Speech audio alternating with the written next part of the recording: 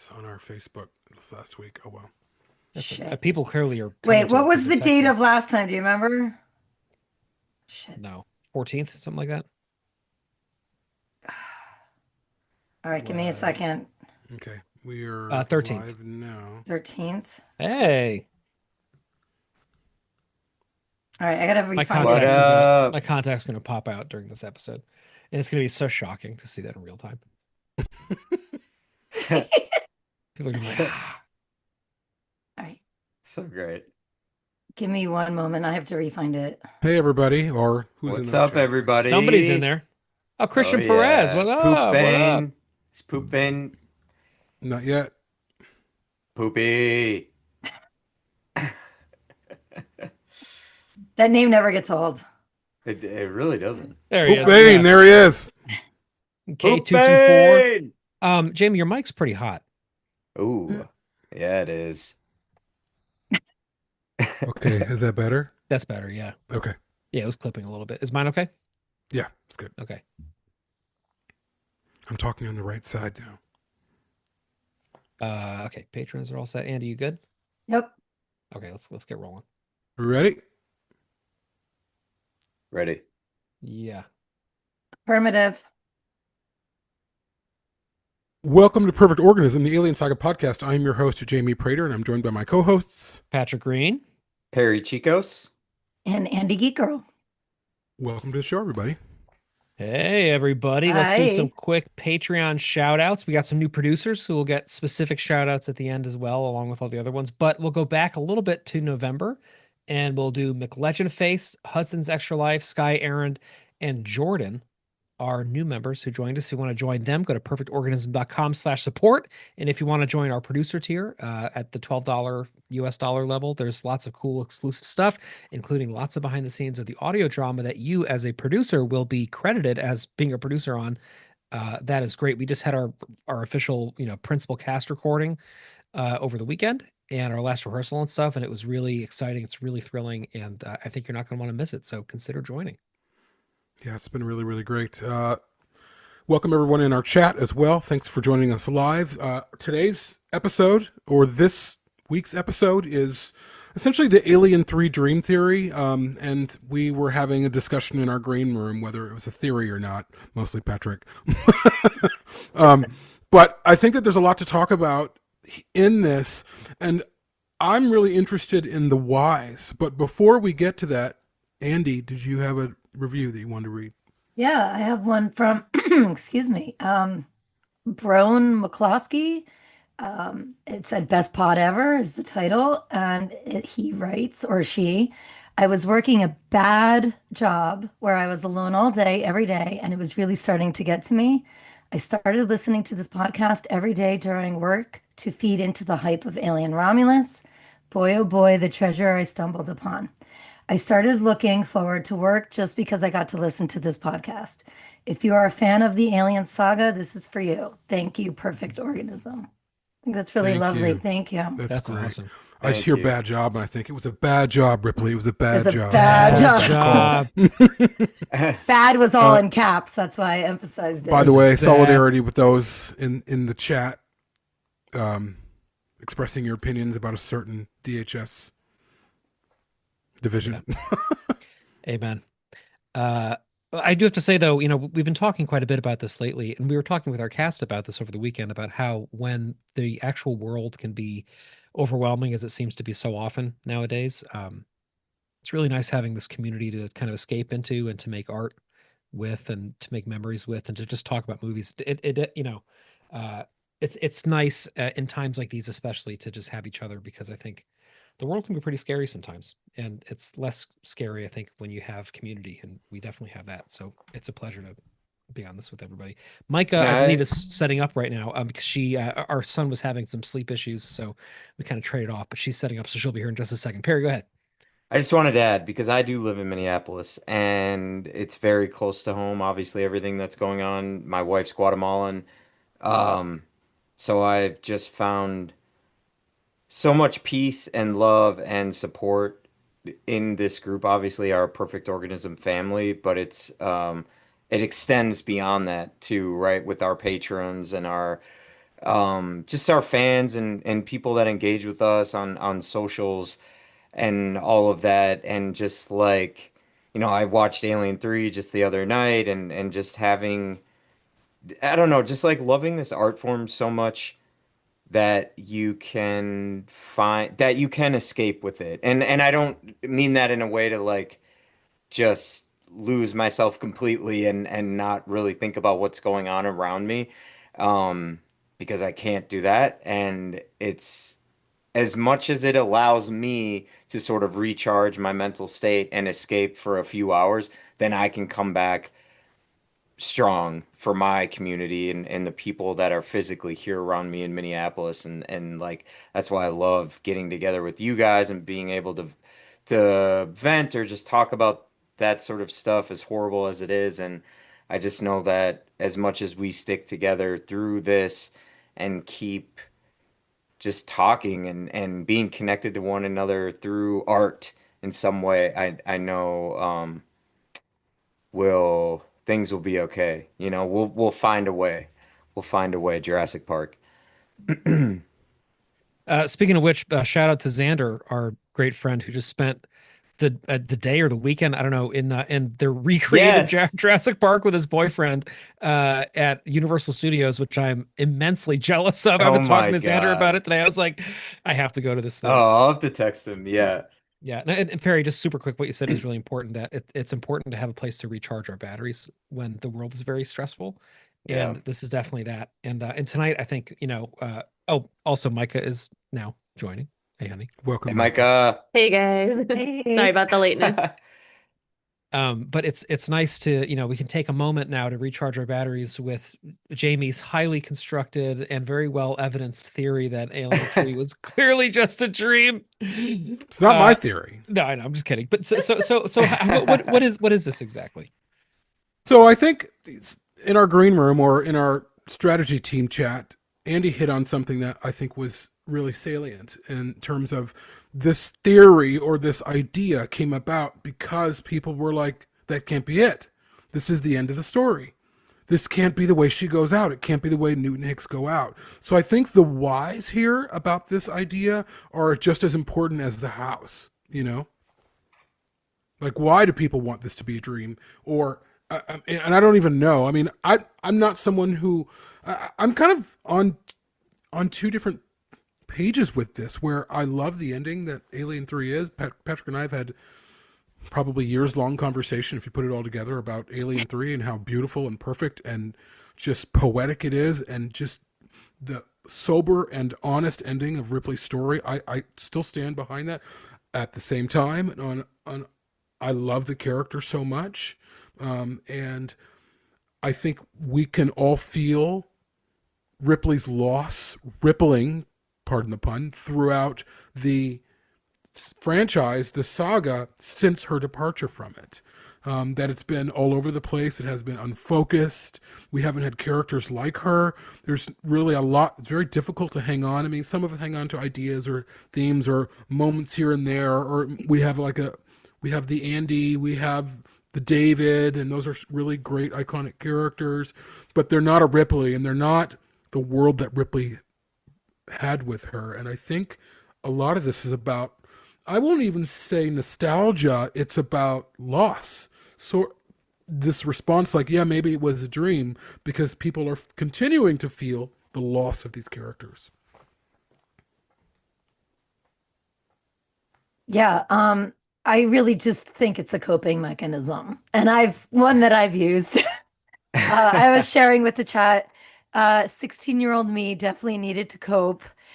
We're mourning her, and we all know. Listen, we all, watch these knowing we are watching a fictional story, fictional characters, but they speak to us on a level like all good stories do, where they connect to something we either wish we were, we wish we had, we wish we hadn't lost. And in Ripley's case, I think it's all three for a lot of us. And so, I definitely was in mourning. I mean, I literally shut down after the first 5 minutes of Alien 3 in the theater. I was like 16, 15. I'm like, what is this? I get it. I get people wanting, and as I'm reading the comments, and I've thought of Poop Fane says, if there was a choose your own adventure for Alien 3, I wouldn't even be mad. That's how I view it. Like, I don't even care if there were other options. And it's like, you know what? Today I want to see Ripley sacrifice herself for the good of humanity. And tomorrow I want to see her happy somewhere, on an island. I've seen so many theories on the internet of what they think Ripley's doing right now because they think she's very much alive. um, and she is in our hearts. So for me, I think it's people's way of saying she's very much alive. She's That's not how it ended for her.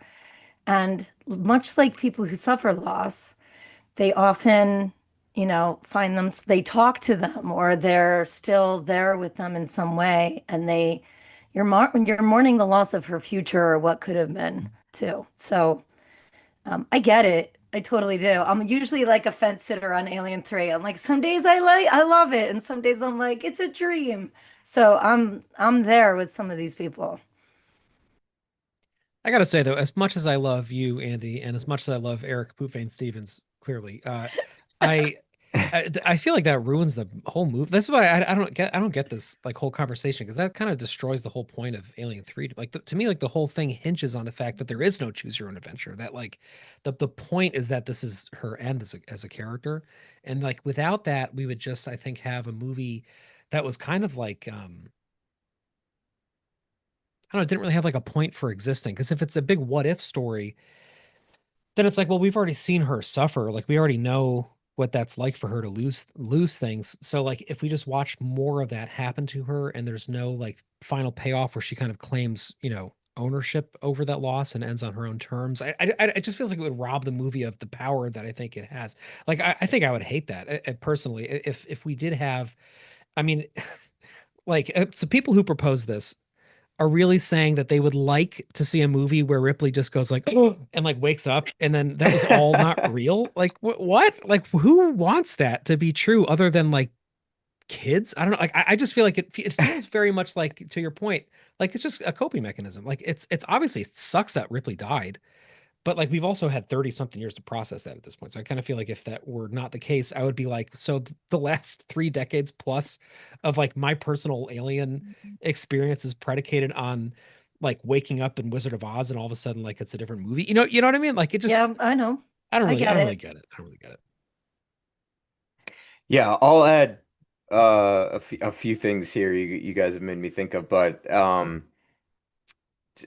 folks in the chat are saying like Kyle June said, however, the film does have dreamlike imagery all over the place. Um, oh, Amoeba Jelly. We already had a dream sequence in Aliens, which I was thinking like, okay, maybe this is what some of that is deriving from, and there's some similar feels to certain scenes within Alien 3.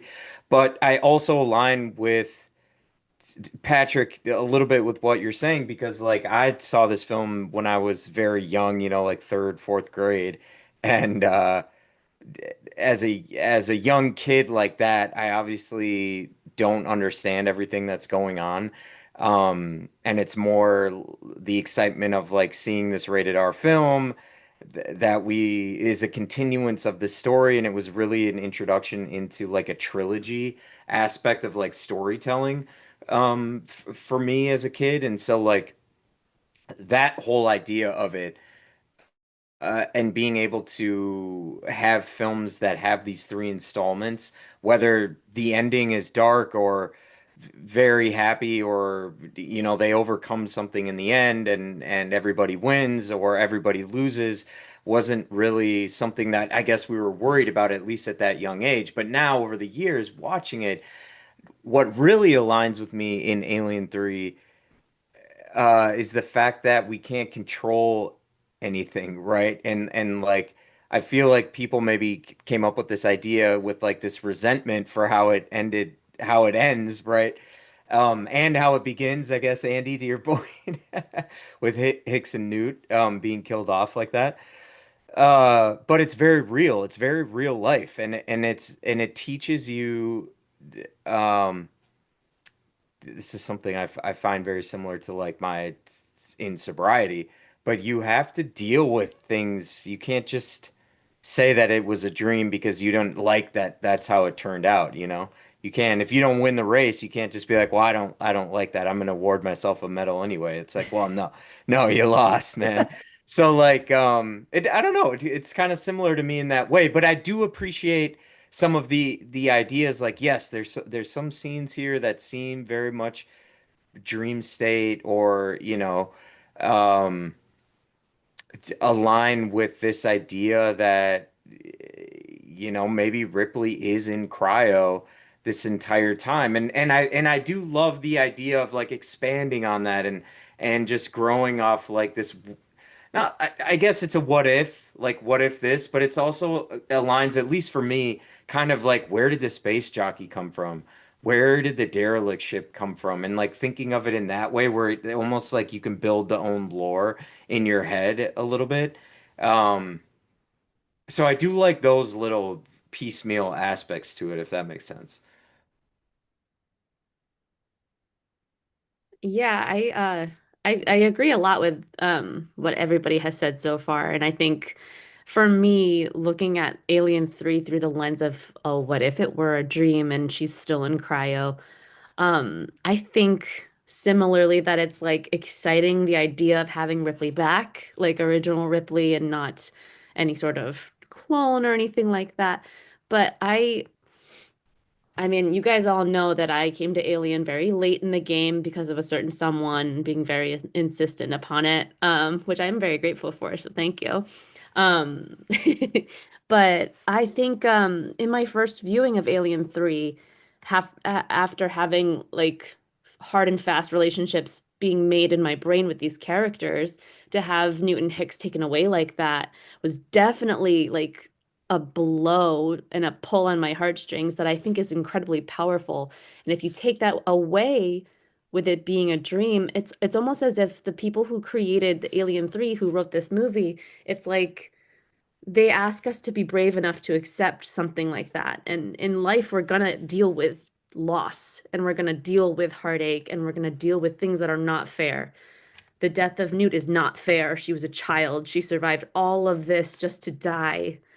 That's not fair. And then on top of that, we have this whole planet that is literally like the epitome of not fair and bleak and just the bottom of human existence. So I think I don't want to say it would be cheapening it if it was a dream, but kind of. I mean, I also think it's incredibly powerful that Ripley is able to make that choice in the face of, oh no, we'll do surgery and we'll take it out of you. Like, here's an out for you, you know?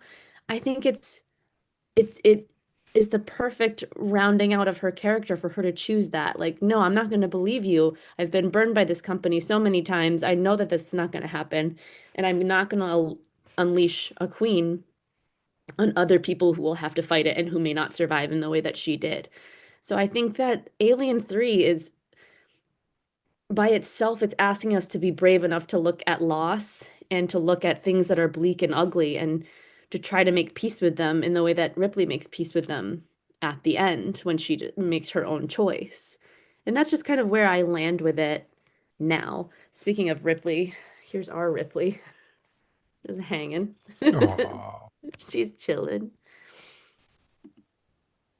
I think they're all really good points, honestly. Like I totally understand where Patrick's coming from there, but I am 100% where you are too, Andy. Like and I think in my head, like again, with Sigourney Weaver being at NYC Comic Con last year, talking about this idea of a film where Ripley is in prison after the events of Aliens, and I can imagine a scenario where she wakes up in prison, like say they use a blip of Alien 3 of her, doing what she's doing in Alien 3, like that, like Christ pose into the lava or into the lead, and she wakes up and she's got this short hair and she has been in prison for 20 years, like on lockdown. And I think in theory, part of that could be really, really gripping. And I think that there could be a really amazing story there. And that Hicks and Newt are alive and they're older. Like, I think that there's something really gripping about that. But then I'm also weighing it to what Patrick is saying too. Like, what was this for then? We were dragged through all the mud and we had to go through that loss and of these amazing characters for what? Why do we go through that? But then I also think about like Alien Resurrection, and they wanted Ripley back so bad they cloned her back. And of course that movie is pretty much a joke in literally and in all ways. It's kind of a joke with some good stuff in it for sure. And we have a Ripley in it who has all of the memories of Ripley, but she's a little bit different. She's a little bit her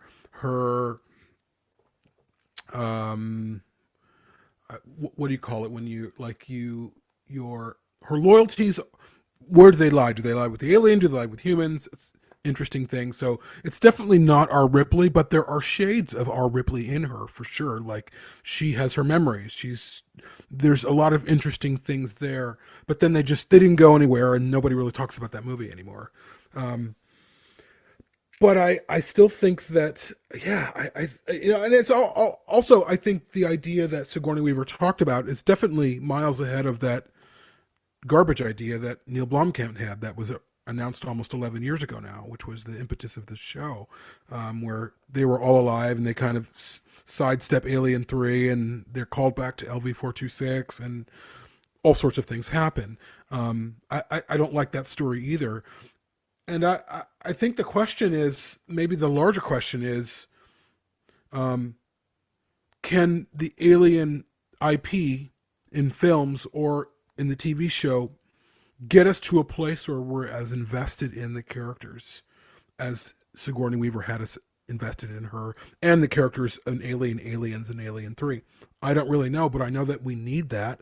I know that we've discussed continuing Rain and Andy's story, and if it's important, I hear a ton of people saying, no, let's go on to something else. That's fascinating to me that people feel that way, that there's a large, I don't know if it's half, I don't know, maybe it's a quarter, I don't know how many people believe that, but I've seen enough of it online, and I think all of us have, and that's a head scratcher to me, because I'm even though I have issues with Rain, I know that they could make her a great character, but I'll leave this part of it with this idea where there's two moments in Aliens where Ripley wakes up in the beginning, which is kind of a dream sequence to some degree. And then I think maybe about 25 minutes later, you see her wake up in her apartment. She's covered in sweat. She's wearing a tank top that looks just like the tank top she's wearing in Alien 3. And her hair is shorter, and she gets out of it, and she's in her like she's traumatized. She's going through trauma, and that's it. And I don't believe for any moment that David Fincher or James Cameron were like, we're doing a dream thing. I don't believe that at all. But the architecture is there that they could do it. Hang on. In Aliens, when she wakes up, she has like a bob. She doesn't have a shaved head.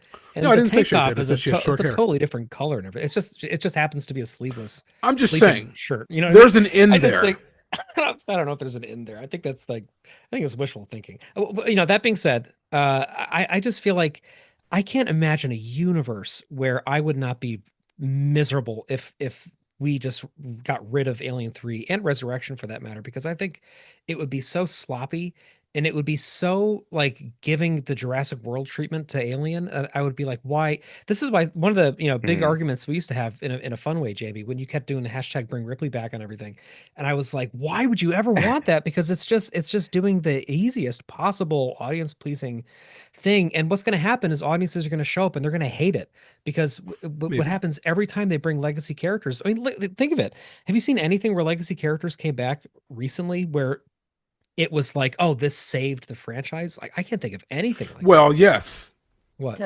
No Way Home, where they bring back several Spider-Mans, and it was a hit, and it touched everyone. There you go. That's a good point. Although that was like a multiverse, situation. True, but they still brought him back, and they combined, And Garfield Spider-Man Forever. True. Or Tobey I Maguire's will say Spider-Man, Cobra Kai did it very well. I know, like, in terms of like 30-year-old characters that they brought back, and people, I think he loved it even more.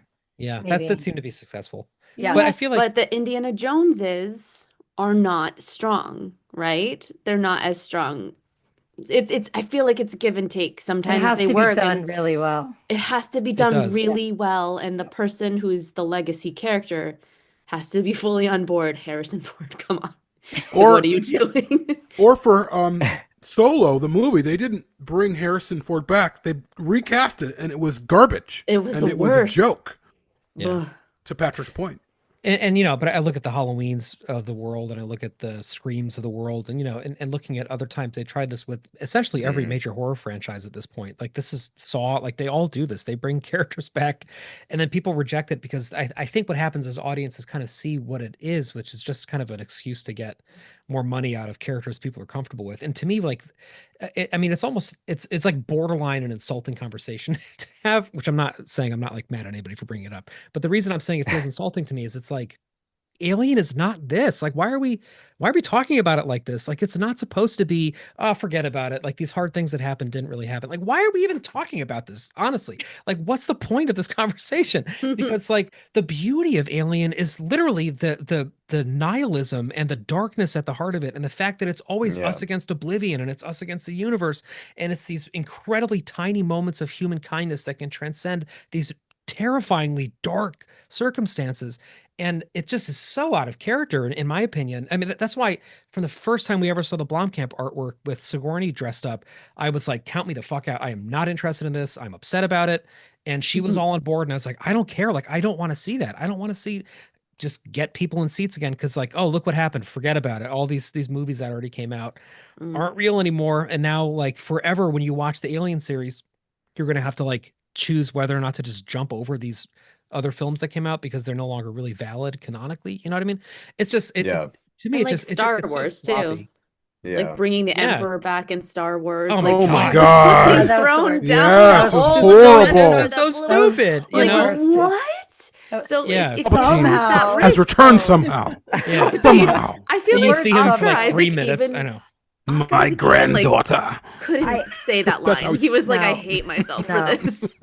No, but But So- seriously, yeah, I think I you don't said want to shit in something- anybody. You know, I feel bad. I know that I'm like You already the big started stinky You're not poopy pants shitting. on this Yeah, one. you I already just started. you're shitting everywhere. No, I want to tag something you said is the reason. Like, because you said it's the nihilism and all this, and it's punctuated by these really wonderful character moments. Those are why people want them. It's Yeah. those character moments. It's those wonderful moments of humanity that we cling to, and it's never quite the same. But that's why, because in the darkness, which again, we've all experienced dark things. We're in the midst of very dark things happening. We cling to the humans. We cling to the humanity that we see in these characters. And that's why 40 years later, we're like, oh my God, worst death. People are still talking about it because we cling to those people. The one thing I will say that I feel like Alien 3, maybe I could see why people might think like, oh, it's Ripley's nightmare. It's literally every nightmare that she's ever had all in one. And that to me was almost too much. Like being alone again, right? Having every single person that she's ever connected to in her life gone. And then she connects again to Clemens, gone. She's got the body horror, not only of this thing attacking her, she's literally has one in her. And then has this with rapists. She's surrounded by She's rapists. almost raped. It's on like top of it. really, Like, what? it's like every possible nightmare you could possibly have in one film, which is almost too much to take. It's like, why are they doing this to her? So I can see the cope. I can see like, we love her. Why are you making her suffer through like 8 losses and 4 body traumas? And it's just so much. And that's to me, that is where I have a hard time sometimes with this film because I get the nihilism. I get that it's dark.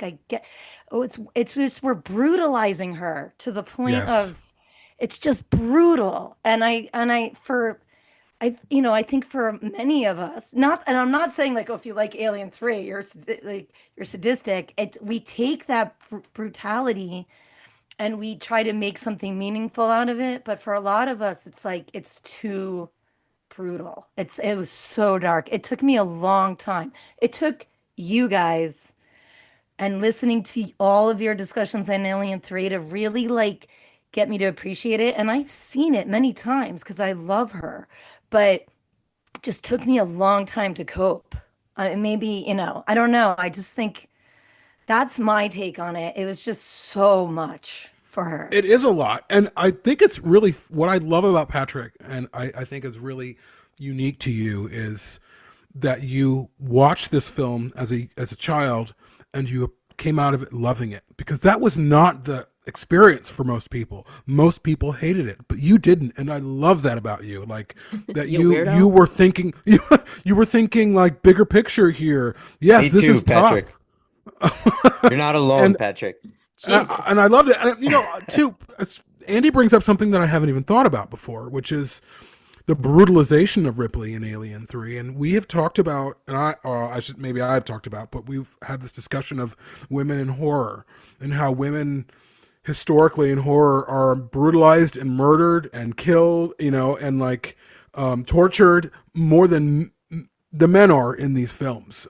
Not to say that men aren't, because they certainly are in those movies too, but women are treated in a different way. And it was the first time Ripley had been treated this way. Well, we're seeing her be nearly raped, chest bursted. Just we're seeing her losing hope. And we've talked about this before. To watch this iconic character just say, fuck it, I don't care. I mean, even thinking about it, and Ripley is someone I think about on a daily basis. I don't know about the rest of you guys, but I think about her on a daily basis because she saved my life. I will say that until I die. Like I would not have survived my childhood without her. And as much as I love Alien 3, it is hard to watch. I will give you that. Yeah, I would just like to add, I mean, all great points. And Patrick, I understand what you're saying. What I think is cool about this conversation though, and many conversations we have, is that it allows us to remind ourselves why we love Aliens, Alien 3, and we're able to pull out like these gold nuggets that were worked so hard by the people that made these films to create these really beautiful moments, and we can talk about those, and that's what I think really sets these films apart from the majority of films we get in Hollywood. And obviously it's been so many years since then. So we kind of get throughout all the things we talk about, all the frame rates, all the movies, that we're consuming now, to have a conversation like this allows us to sort of like take a lens that we're seeing or we're experiencing or we're dealing right now through entertainment, and then kind of put the alien films through that, and then be like, oh yeah, this doesn't really work that way. But you know why it doesn't work is because like all of this amazing shit came out of these films, right? And Andy, to your point, and I know I'm not a woman. I know I will never truly understand certain things in the way that women feel and experience certain things. What that must feel like to be raped or to like go through all of that brutalism in those ways. Just because I'm a man, it doesn't work the same way. Um, what I so much love about Alien 3 is she overcomes all of that. And then there's this moment in the film where they all turn to her to lead them out of this like horrifying nightmare that they're in because of the beast, right? And I just love that moment. It's like one of my favorite moments in the film, and it leads into like Dylan's speech, right? Um, and I think it starts too with like your ass is already on the line. It's like it's up to you with what you're gonna do about it, right? And she's just there like, yo, I've been doing this, you guys. So you can either like just listen to me and do the thing, or I'm gonna do whatever I want to do. And they all like find some sort of quality in that that allows them to really respect her in that way. And they ultimately like give their lives, sorry, for her and her idea on how to beat this thing. Um, which is cool. And that's just something that I really love about it. And then obviously the very end is very much up to like it's up to Ripley. It's her choice. It's it's it's her controlling the narrative of the company still not, you know, controlling her, getting what they want to spread their evil across the galaxy or however you want to look at it. And so those are like some really gold pieces of gold that I realize after the fact because we're having conversations like this.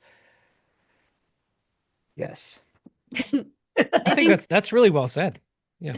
and not for nothing, I don't want to see any of that script go away. Like some of those speeches in the movie are just so golden, you know what I mean? Like obviously there's the one with Dylan that we all love and venerate forever. Yes. I actually think about that speech all of the time. I love it so much. It's so moving. And then there's other things that are just frankly hilarious, like when oh my God, Andrews is killed, and then there's just that singular fuck, like after he gets pulled up into the ceiling. Oh It's yeah. gold, it's like perfect. It's literally like it's magic. So I think taking that away and making that not something that really happened in this universe, uh, like that would be devastating not only for the characters that it would take away, like Dylan and Clemens and all those people that she meets that she conquers everything with, but like just the writing is incredible. Seeing an alien come from a quadrupedal host is also freaking Yeah. awesome, like to say Hmm. the least. I don't know. I feel like maybe it's because I didn't grow up with Alien and Aliens that it didn't like slap me in the face as hard to like deal with those changes, like losing Hicks and Newt right away. But like I have always kept Alien 3, and I think I feel lucky about this, like very high in my thoughts of the three original. I just want to go back to what Perry was saying about how Ripley doesn't lose her agency. You know, I think if it's one thing for somebody to be brutalized in a movie, but Ripley is not broken by it. And I think that's kind of part of the point is that she doesn't need to be saved by anybody. Like a lot of the time, if this happens to a character in a movie, they rely on somebody else kind of getting them out of the predicament or like giving them hope or showing them the way through. Ripley has all that within her. And I think part of what the beautiful journey that Alien 3 takes us on is it takes us through the absolute heart of darkness for this character that we love so much. And then that character gets to triumph over the darkness by, you know, going out on her own terms and by inspiring like but I mean like in her final moments, she's also given all of this motivation to these men who had lost it, you know, to these people who had done terrible things and hated themselves and been stuck at this terrible place for so long.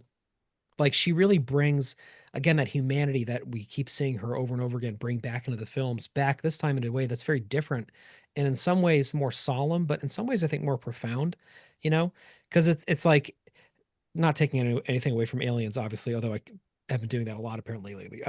But like, you know, it's not a stretch of the imagination to be in a war situation, right? Like a Vietnam allegory like that, and to find hope and solidarity and, you know, basically any, whether we're talking about Saving Private Ryan or Band of Brothers or Pearl Harbor, you know, it happens in everything, right? Like you're in a war and you become really close because of it, and you know people die and it's really sad, but it's kind of a part of the human experience that we're comfortable with, that there's kind of a schematic for, and that films can pretty somewhat easily be, you know, mapped onto. But Alien 3 doesn't like give us that. It gives us these characters who are kind of irredeemable in a lot of ways, these people who we know did terrible things. It gives us like a central heroine who seems to be borderline suicidal at the beginning of this movie. Like I don't think she really particularly wants to live anymore. And it gives us just this like completely barren dark night of the soul, right? That's what Alien 3, the beginning of Alien 3 is, which is actually a really beautiful theological concept that I really not a religious person, but something that I really like a lot. This idea of the dark night of the soul. That's what Alien 3 is.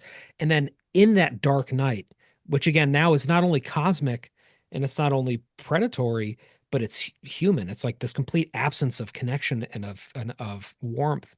Ripley in that situation finds humanity and brings things out in these people who had lost all hope of it. And that journey is so powerful to me. And I just hate the idea of setting a precedent like this, of saying that the alien films are choose your own adventure, or saying that it's like, well, if audiences aren't happy with something, we'll kind of just get rid of it because that's what they're asking for us to do. I also, of course, bemoan the fact that we never got another Ripley, and we haven't. I mean, we've had, to Jamie's point, wonderful characters. We've had David, we've had Morrow, we've had Andy, we've had plenty of really compelling people, but that's not Ripley again. And maybe we can at some point, but I know how we're not going to get it. And that's not by saying that these movies were just a big joke and that Ripley's actually still alive somewhere. So the idea with the Walter Hill script, which again, I would actually love to see, I would never want to see that as a straight line continuity. Let's overwrite everything else that's come out in the last 30 years and just give you like, this is what actually happened. I would love to see that as like a what if, or as like a kind of a dream scenario of its own, or as kind of this little allegory, or just something where it's own island, because I think that it'd be great to see what Sigourney could do with that. And I think it'd be really wonderful to bring Walter Hill back in and et cetera. But I have never been of the mind that that would be worth supplanting 30 years of alien history to do and to just kind of overwrite. I mean, one of my issues with Alien Earth to this day continues to be the fact that it's so dangerous with continuity. And again, as I've said many times, I don't think Noah Hawley had anything to do with that. I think that was just Disney forcing timeline changes and him having to kind of go along with it. But I really don't like that about Alien Earth. Like, I really don't like that it doesn't play within the established mythology that we already have worked on a lot. Those of us in the expanded universe love so much. It's kind of destructive in that way for all of the other things that I love about it. Doing this would obliterate everything. I mean, like being like that was all a big dream. I mean, what are we going to do with all the stories that came since then? Like the comics and the books and the games and the RPG and blah blah blah, but also just like this sense that we all have taken this ride together and we've seen how dark it was and we made it through and we still love it and we still come back and we still seek fertile ground to tell new stories with. To just kind of put poison in that ground by saying that it was fake, I think would just, I don't know, like it wouldn't make me like leave the fandom, but it would I don't know if I could talk about it like that. That's how serious I am. Like I can't imagine being in a place where we got an announcement that Alien 3 was a dream. Alien Resurrection was just not a thing, I guess, or maybe a second dream she was having within the first one, and that she's actually fine, and that Newton Hicks are alive. Like, are you kidding me? That they're like living on a farm somewhere. Like, what the fuck? And we're supposed to like talk about that? I would hate that. I could never take that seriously. I don't care if it was a masterpiece. I could not do that because Alien 3 to me is one of the most special movies of my entire life. And I think that we have fought too hard to get to a point where we have accepted it to just let it all go. I don't find anything exciting about that. But Patrick, to your point, when you gave the what if scenario, I think that's what Poop Vane was talking about. That's what I was talking about, which is a choose your own adventure where you have a very clear 1, 2, 3, Alien 3 is an ending, and then, oh, what if? Like that's how I thought of the Walter Hill thing too. It's like alternate timeline, the like the Back to the Future where both things exist kind of in the timeline. I think that's Right. what he meant. I could be wrong. Maybe, but I do think the difference there, though, right, is that one of them is saying that Alien 3 did not happen, whereas the other one is saying here's just what would have been like had it Right. not happened. You know what I mean? Right. That to me is kind of important. I don't think people would actually like what you were talking about, which is annihilate the 3 in Resurrection and do that. I think it's just when you hear comments or you read comments on the internet and it's like the trilogy stops at number 2 for me. It's just like I said, it's people's coping mechanism. And to them, they're like, I watch 3. Some of them hate it. I don't. I do not hate 3. There are moments that I absolutely love. It's not one I watch nearly as often as the first 2. But again, it has more to do with I just don't want to see her go through that. Having said that, what I will say about Ripley's end and agency and all of that, I completely agree with. She's was thrown every single possible thing at her and she comes out at the end. To me, it's it's Thelma and Louise-ish in that they couldn't think of any other way for a woman to triumph other than death. And I just, to me, it's like, when does she get a win that doesn't involve death? Because death is not a win. Ripley very much wants to live. And that's why she doesn't ultimately get what she wants. She does in the circumstances she's given, but it's not a win. It's not a win for us. It's not a win for her. That's just how I view it. I love Thelma and Louise too, but then I get angry because I'm like, why can't they live in a world? It's the kind of same story, right? In a world of rapists and people trying to kill their spirit, why does death have to be the escape or the win? I don't know. I, I love Alien 3. It's always like, I also love black coffee and it's bitter and I love it, but Alien 3 is my black coffee. It's just bitter. It makes me a little bitter, and yet I still keep going back to it because ultimately I love her. It's phenomenally acted. The moments of connection she has are wonderful. Like I love Clemens. I just think he's wonderful. So there are wonderful moments. It's that end where always torn. There's triumph, and then there's just like the ultimate, like finality of death, which I totally understand, but that's not a win. You know what I mean?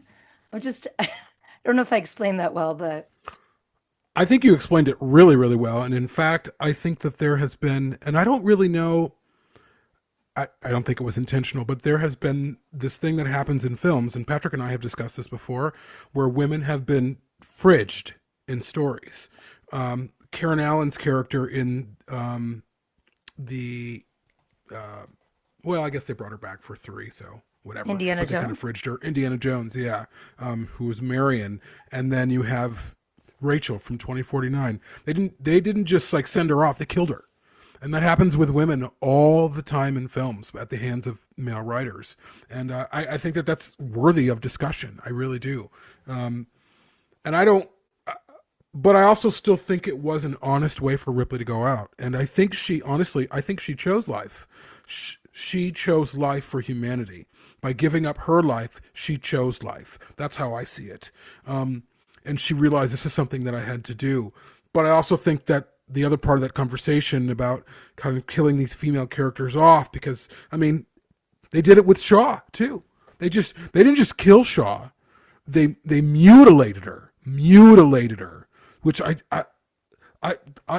that's just fascinating to me that this happens with these male writers. And I think it for me, not to get on a soapbox, but it points to something bigger happening, I think, with the way men perceive women and the way when men write women, and they think, oh no, this makes them sexy, this makes them strong, this makes them cool.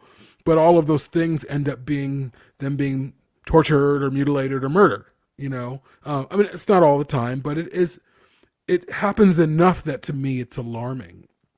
I will say this though, it is a testament to the original trilogy and to some degree Resurrection, but that's a different conversation, that those are the films that we're talking about.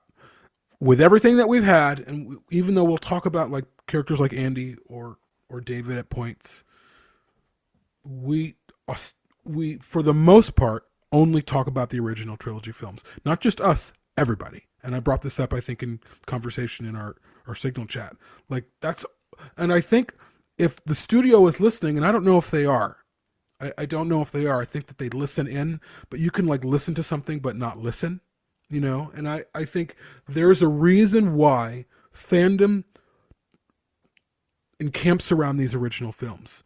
And I think, yes, it's in part about Ripley, but it's in part about the conversations we've always had, which is characters and the strength of character. And I think much of this discussion, the idea, again, to kind of go back to the original thesis, is people miss character, and people want to bring Ripley back because they want to bring some type of strength back to this series that has gone on to be very interesting and layered, but also a lot of misses. And I would say mostly misses than hits, even though there are some great things about Alien Earth. There's some great things about Covenant. There's some great things about Prometheus. There's a wonderful things about Alien Romulus, but these films aren't hitting the same way.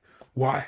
And I mean, I think that we know some of those reasons, which we won't get into, but I think for me, I go back to Ripley because I still, as much as I enjoyed parts of Alien Earth and I love Andie, I cannot connect to those films and that show the way that I connect to the original trilogy.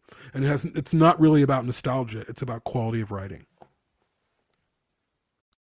I will say, I do think I agree, Andy, with what you're saying about women at large in horror films and in films in general.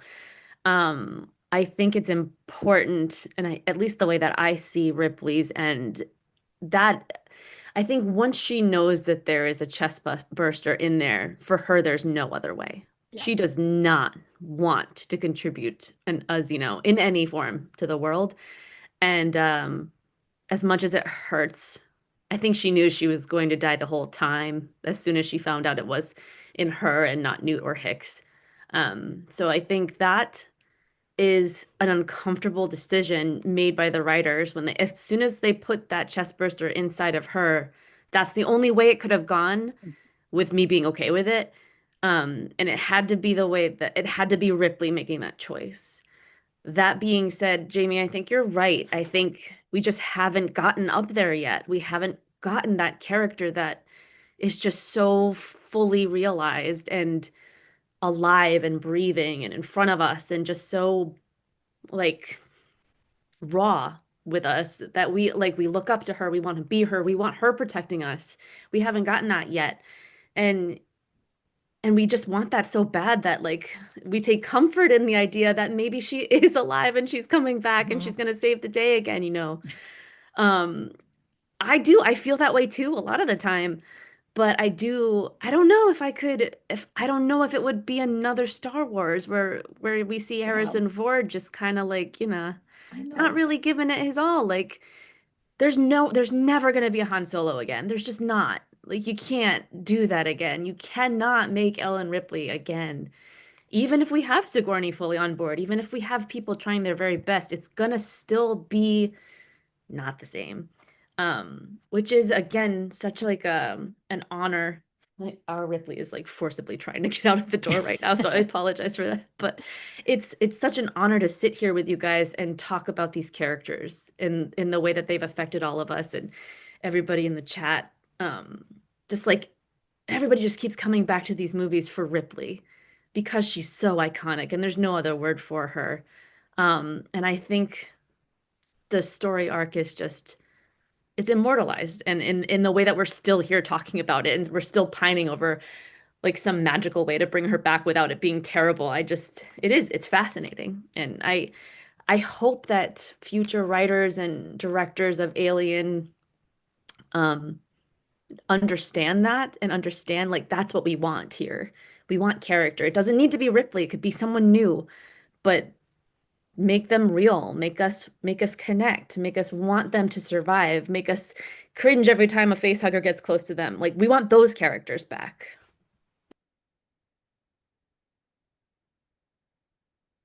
Yeah, I mean, am I spoiling anything if I talk? Did everyone see Stranger Things here? I just kind of liken it to the end of Stranger Things where you at the very last scene where he's like, it's never going to be the same, but I want this for the next generation, right? Like it's like your childhood. You're never going to have what you had, but you want something that will make you want the feeling of Ripley, right? We don't want Ripley. We want what we felt when we watched her. And we want that for not just us, but like for the next generation of Aliens fans. And every time we think like, "Ooh, this is potential," or "This is great," they either kill the character off and we never see them again, or they try to like tell 8 stories in the one story, and then it's chaos. And I think, like you were saying, if you just give us a compelling character, you can put them in a whole slew of situations and we're along for the ride. And we don't need like 1,000 questions answered. We just want, maybe one that we don't ever get the answer to, like an Alien, where it's like, what is this thing? And just take us with these characters that matter. And Ripley absolutely does, which is why we all want, not all, but like so many people just want her to wake up from that nightmare because we want to feel like we did when we watched her. For some of us, she was a second mom or the only mom. For some of us, she was, the aunt, or she was the hero. She was a hero for so many boys and girls. And I think right now we just want heroes. I think we're all clamoring for heroes in some form, and she was one of the best.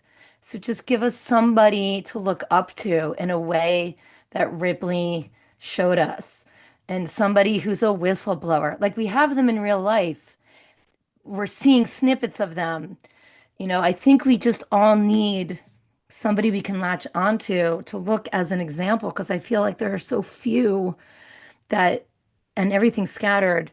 Just show us what it is to be a good human, like, you know, beating insurmountable odds.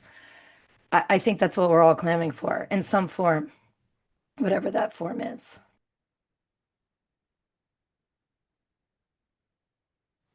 Well said. Yeah, I definitely think that's true. And I think we're going to close and read the producers in a second. But I guess my final point is like, I have never been somebody who wants more Alien anything. Like I've never like I'm always like, okay, let's see how this goes. Let's like see how this goes. But like we have 3 masterpieces. We have 2 universally regarded masterpieces, and we have a third film that many of us find very, very special. So to me, it's like I don't I think we're always going to be chasing our own tail because like we're always going to keep having these female protagonists. We're always going to keep having these story beats that we're familiar with. And I'm not saying that as like it's hopeless and we're never going to get out of the spiral, but it's just what happens over and over again is we have very similar stories and very similar characters who are always compared to Ripley because she was so iconoclastic and because she was so beautifully portrayed and because Sigourney gave one of the great performances of the 20th century and because she was written perfectly and because of all the infinite reasons that we always lay out. And we're just not going to get that. Like we're not going to get a Ripley again, to Andy's point. We might get really compelling characters. We might get incredibly compelling characters. I kind of doubt it. I don't think that that seems to be happening very much, but I think part of it is because we have so many people trying to recreate something over and over again. And what happens every time that they try that is it fails. That's why we get Shaw, and that's why we get Daniels, and that's why we get all these characters who seem to be like quote unquote the new Ripley, Rain, right? And then people are always like, you know. I mean, some of the most talked about Reddit threads that I've posted on our subreddit have been like, does Daniel's story deserve to continue? And the result is of those is like pretty much unanimously no, like did Shaw get, wronged? And people were like, no, like I think she had cool things, but she was not like a great character that I wanted to stay with. These characters are just very ephemeral, And I think part of it's because we're always trying to recapture something.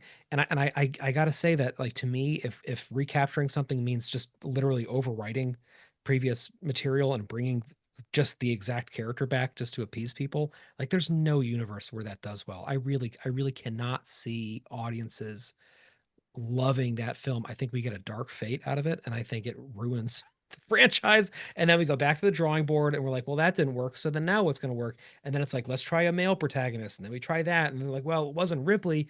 Maybe we bring Ripley back again. And then Sigourney's 96 and she comes back and doesn't. It's just like, I don't know. I'm always going to be optimistic when things get announced because I do enjoy the process of like having something to get excited about. And you know me, like when something comes out, I tend to get pretty obsessed with it and go very deep on it. But like I don't need it. Like I feel like we have masterpieces already, and I don't want to have to keep comparing things to those because maybe part of what I bristle about when we all get upset about new things when they come out is like a lot of the time it comes down to how does it stack up to the original films. And I think it's that maybe that in itself is telling us something, which is like those original films are pretty much as good as we can do because they were new. Ripley had not become a trope yet. We didn't know where things were going. They broke new ground. They were artistically interesting. And now it's like always kind of in the shadow. So I guess to leave in kind of a weirdly pessimistic way, like I just think that this whole conversation, I guess it almost like bothers me because I feel like I don't want the studio to like hear this and be like, maybe we should bring Ripley back because I think it would be terrible. I think Sigourney deserves better than that as a person and as an actress. Like I don't think she should be dark fading her way through her career. She's a legend. She turned in these incredible performances. If she wants to do like a what if scenario story, like that's fine if it's a passion project for her. But like I don't want her to end up overwriting the great things that she already did just because people can't handle loss. Because like really, I mean, at some point we got to grow up and admit that people do die. I mean, Ripley was in many ways a second mother to me. Ripley was one of the biggest things in my entire childhood growing up, and still to this day is like the person who I'm not, you know, real related to or real friends with, who I think about probably the most. Uh, but like I don't want her to come back again because like parents die. Aunts and uncles die, heroes die. And if they don't, then they're not really parents. They're not really aunts and uncles. They're not really heroes. Like, that's to me, that's the whole point is like the loss is what gives it iconic status. The loss is what makes it special. And if we lived forever and if everybody we ever loved lived forever, I don't think we would care that much about the stakes. I don't think we'd care very much about, living an honest and authentic life. So I don't know. Long-winded way of saying what?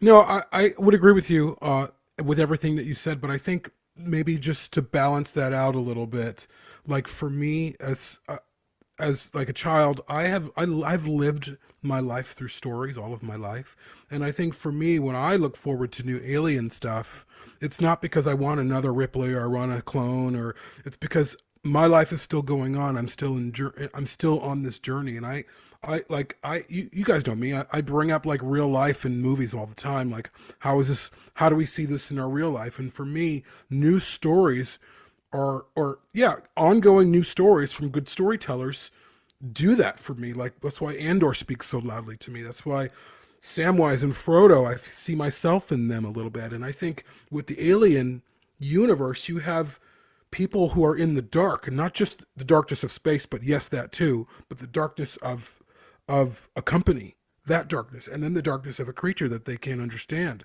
and that terrifies them.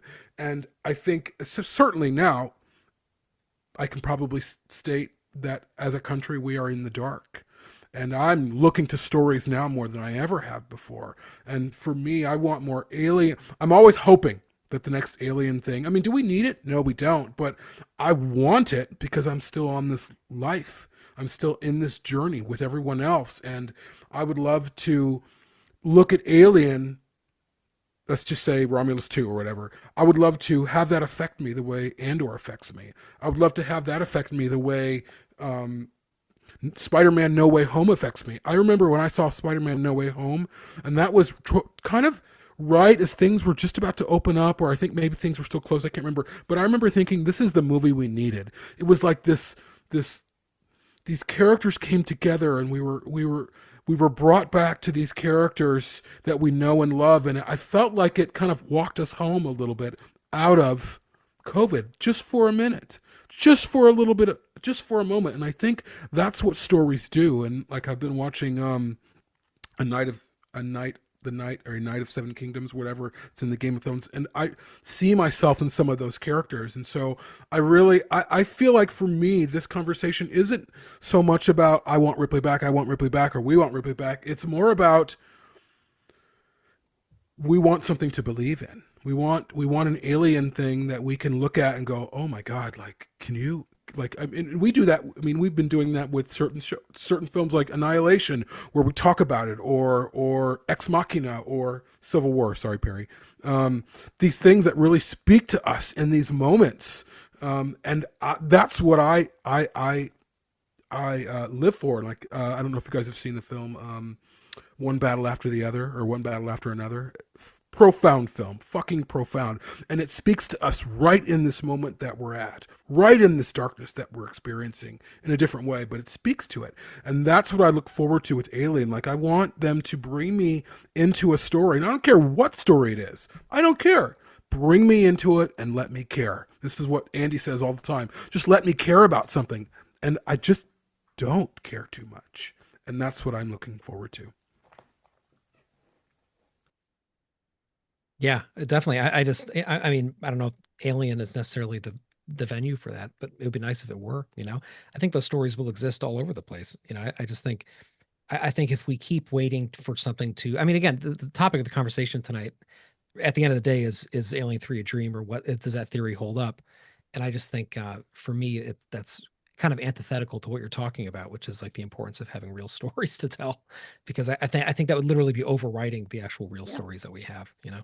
No, but I think behind it behind that, as we were talking about, like, I agree. I think it's antithetical, but I think behind that desire to have it is this wanting more. It's wanting substance. It's wanting to something that we can hold on to, and as things slip away. And I think things have just been slipping away. And so I think this idea that Alien 3 could be, or might be, or some people want it to be a dream, comes from that place. Yeah, I think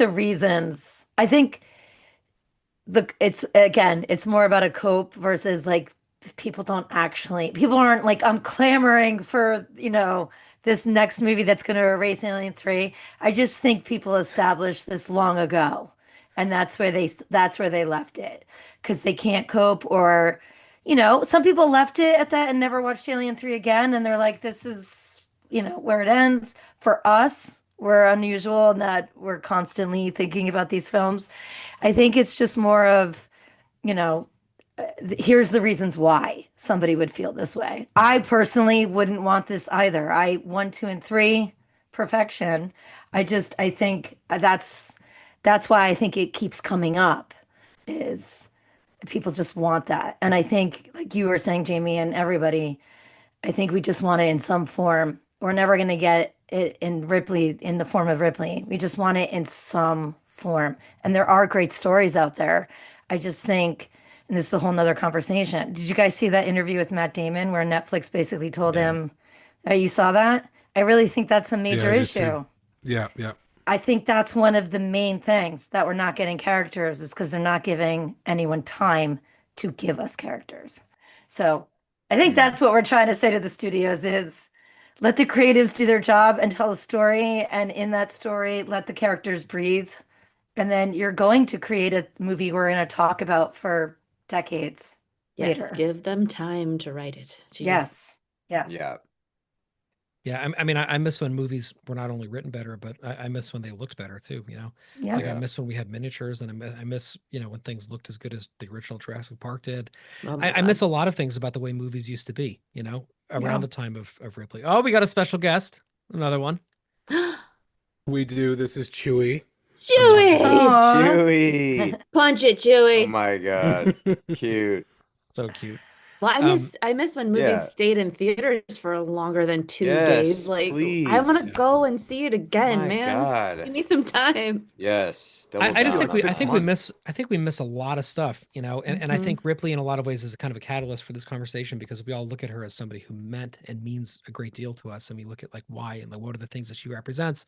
And I think we realize that we also miss a time when a film like Aliens could exist, when a film like Alien came out and like nobody knew anything about it, and it was just instantly that great and instantly that transportive, imaginative, in terms of imagination. And it just feels like those things don't really happen anymore.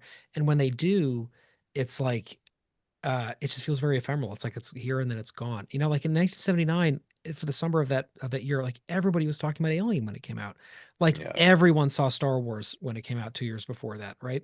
Aliens was like the event of the summer. Like these films were gigantic deals. And now here we are, 3 months after One Battle After Another came out, which is sweeping all the award ceremonies. It is Paul Thomas Anderson. It stars the biggest movie star in the world. And like nobody is talking about it. Like it's just, stuff just doesn't seem to exist anymore. It just seems to be here and gone. And Ripley is not like that, right? Ripley is a lasting testament to how to create immortality, because people will be talking about Ripley long after Sigourney Weaver dies. They'll be talking about Ripley long after we all die, long after this podcast is forgotten about. Ripley will be talked about for hundreds of years from now. She deserves every second of that. It's a high watermark. And to Jamie's point, like I will always look for stories in the Alien universe that come out like that. I just feel like I personally have gotten to a point where I'm not really kind of like waiting for that. I'm more sort of like, there's a lot of other great opportunities to tell stories too. And I think Alien, like if it works, that's great. And if not, I'm not going to get too personally hung up on it, because I just think it's very hard to recapture that kind of magic, but who knows, we could. I'm going to read the producers quick. And again, these are patrons giving at $12 or more. You guys are amazing. Our producer chat is just such a fun place. And we would love to invite you to it as well if you're listening to this. So please consider it.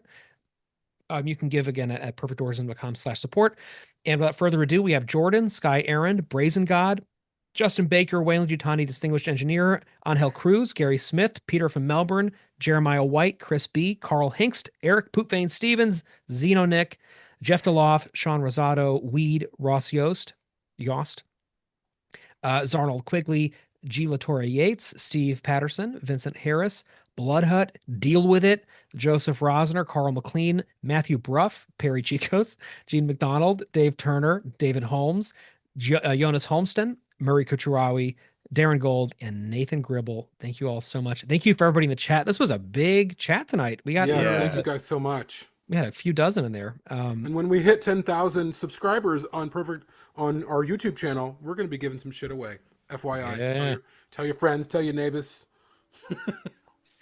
And I'll be promoted to producer, not just executive producer when that happens. No, executive producer is the higher than producer. What? That's not... No. You're thinking associate producer is lower than producer. Oh, right. Yeah. Maybe a Omega producer or something. He's just been demoted to